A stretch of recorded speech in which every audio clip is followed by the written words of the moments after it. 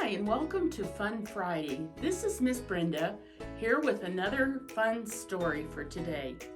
Our book today is entitled Sally's Room.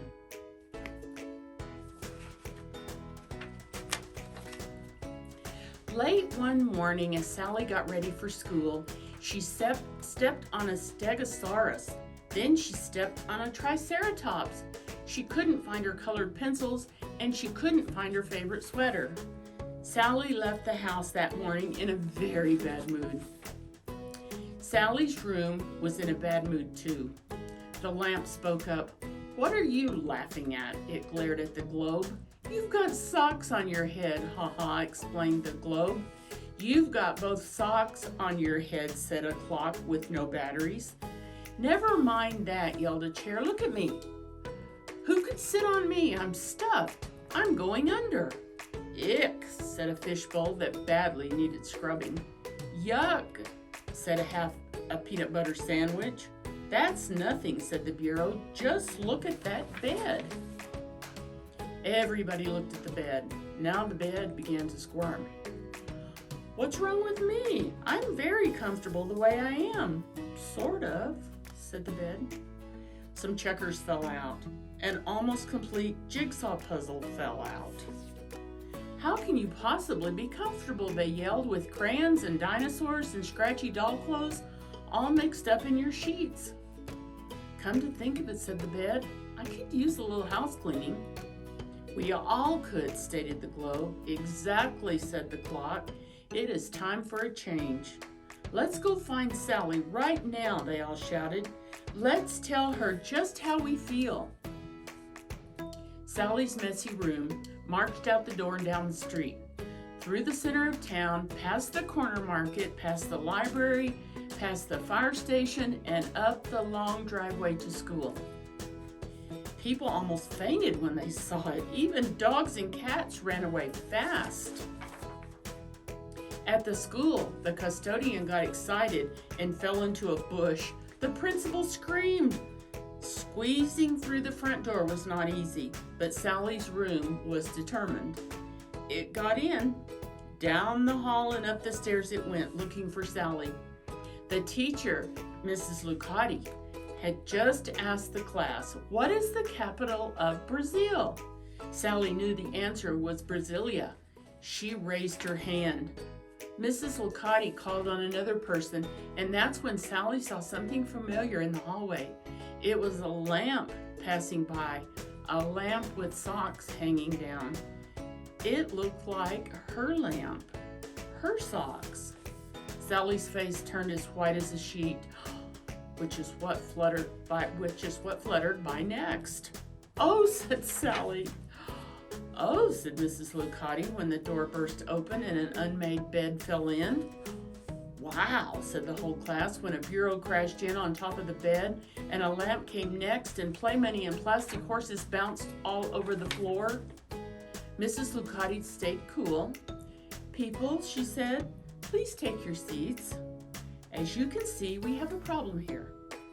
And then she asked in a clear, calm voice, "Just whose messy room is this?"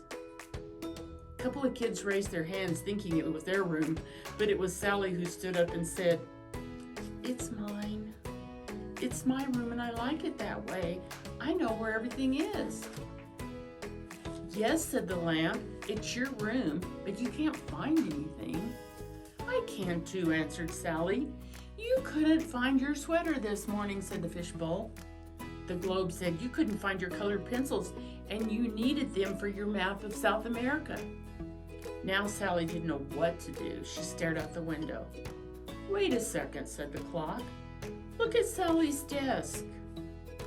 What a surprise. Sally's desk was very tidy. Her marker pens, workbooks, ruler, and pencils were all arranged carefully. Her lunch was in the drawer. There were no candy wrappers anywhere. "I don't get it," said the lamp. "How come at school people can be very neat and know where everything goes, and at home they throw things around?" "That's a good question," said Mrs. Lucati. Luckily for Sally, The bell rang just then. Sally rushed out the door. Her room rushed out too, but got hung up in the hallways. Then it got stuck in afternoon traffic. Sally arrived home first. She ran up the stairs, opened the door, and of course there was nothing there. Gosh, she said, what a big space. I could draw huge pictures in here. I could have all my friends over. I could dance in here.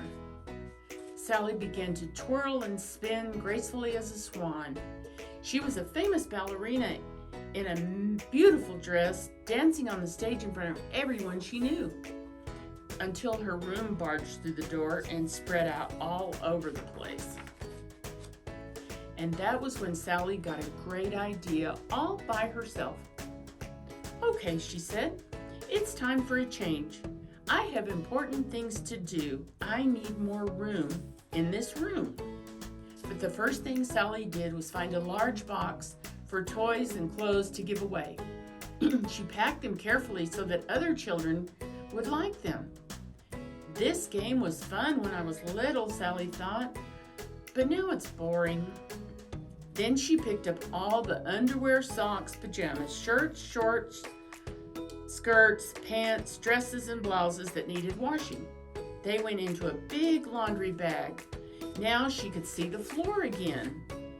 Sally cleaned the fishbowl and fed the fish. They liked it. She arranged her horses and dolls on a shelf where she could admire them.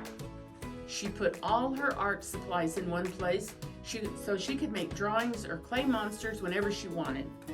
The books went into the bookcase. She gave the clock a battery. She made the bed. That's when she found her colored pencils. That's when she found her favorite sweater. As Sally put each thing away, the room began to feel big again. It was a place where anything could happen, especially dancing. When it was time for bed, Sally snuggled in her clean, soft sheets. She was tired. I still don't have a light bulb, said the lamp. Oh well, answered the globe. Nobody's perfect. Sally fell asleep that night in a very good mood. I hope you enjoyed this story today. And remember, when you support the Children's Hope Foundation, you provide the funding needed for children in San Juan County to get the specialized medical care they so desperately need. Thank you. I'll see you next Friday.